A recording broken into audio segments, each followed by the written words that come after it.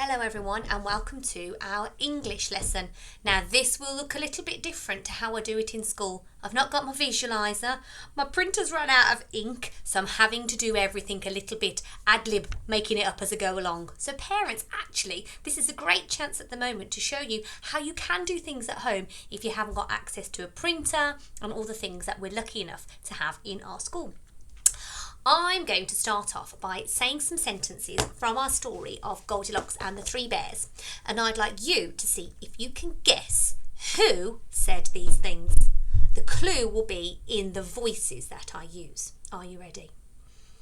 Someone's been sitting in my chair.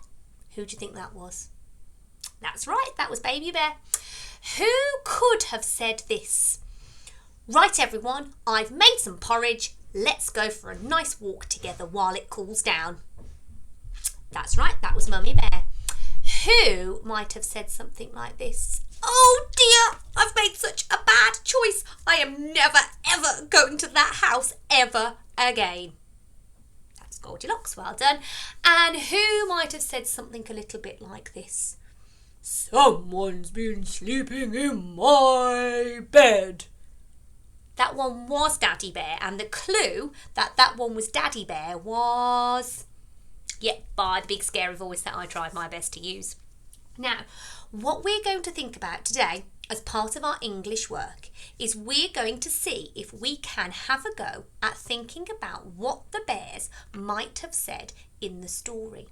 Now, we know lots of lines like someone's been sleeping in my bed and someone's been eating my porridge. But maybe today we might think of some other things that they might say as well. Might be a bit more adventurous and use our imaginations a bit more. So I'd like you to choose a character from the story. Now I've decided to pick Mummy Bear. And what I did before we started was I spent a little bit of time, more time than I'd normally spend on these videos, drawing my picture here of Mummy Bear. If you've got your packs from school, there is a sheet that looks a little bit like this. But if you haven't got a printer or if you haven't got a sheet, just get yourself a piece of paper and draw one of your characters. So yes, I did do that one. That definitely was me. Doesn't look like it, but it was. The clue is in the size of a big arms. So here we go. I've got my picture of Mummy Bear. And next to Mummy Bear, I have drawn this little shape here. And this is called a speech bubble. And we draw in it and write in it to show what somebody is saying. So I'm going to get my Mummy Bear to think about what she's going to say in the story. I think today my Mummy Bear is going to say, what could Mummy Bear say? She's going to say, you have made a big mess. And she could have been saying that to Goldilocks when she saw the broken chair on the floor. You have made a big mess. Should we count how many words I'm going to try my best to write now? Are you ready? You have made a big mess. 5 and one more, 6 words. That's how I'm going to try my best to write today. Now, also, I haven't got access at the moment to a coloured pen to be able to practice my capitals in a colour. I'll just have to remember for now, and maybe next time I can root through Molly's and Lucy's felt tip pens and steal some of their colours. So I'm going to write the word you. Now you is one of our character words. I can't remember which character because I'm not at school to look upon the walls. Maybe you can remind me. What was it? Was it Spider-Man you? I think you might be right. So I'm going to see if I can write you because I'm writing you have made a big mess. So you. Now when I write you, I'm going to do my capital Y. And that's my word, you. There we go. No visualizer means I have to come closer to the camera. You.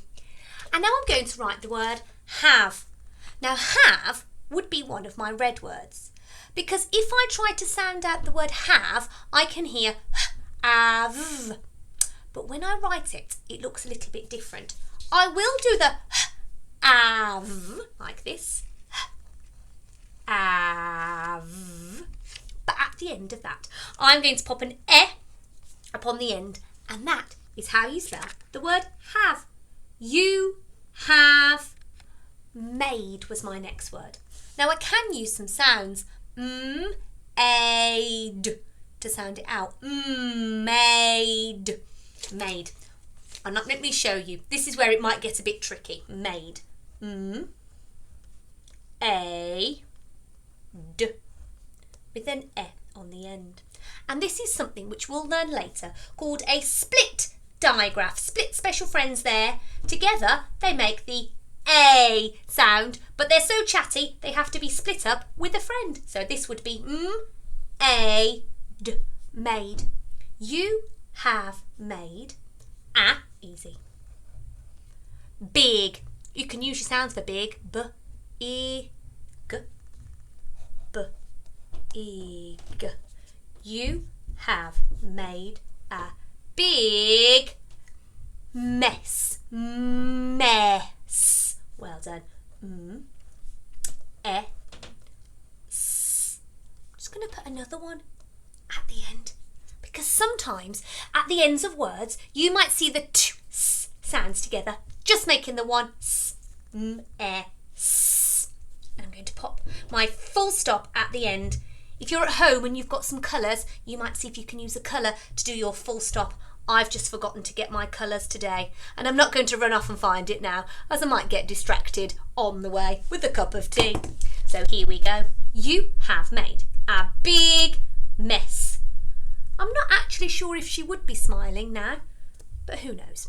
So you're going to see if you can either draw, or if you have got a printer and if you have got the pack, see if you can find some pieces of paper and see if you can write down what the characters in the story might have said. Either some phrases that we know, like somebody's been sleeping in my bed, someone's been eating my porridge, or think like I did about maybe something else that they say which we didn't hear in the story. So well done, go and get yourselves busy now with your pencils and your colours. Maybe you might want to colour in your picture of your mummy bear or daddy bear or Goldilocks or baby bear, and see if you can get busy thinking about what they might say. And I shall see you a bit later for some maths.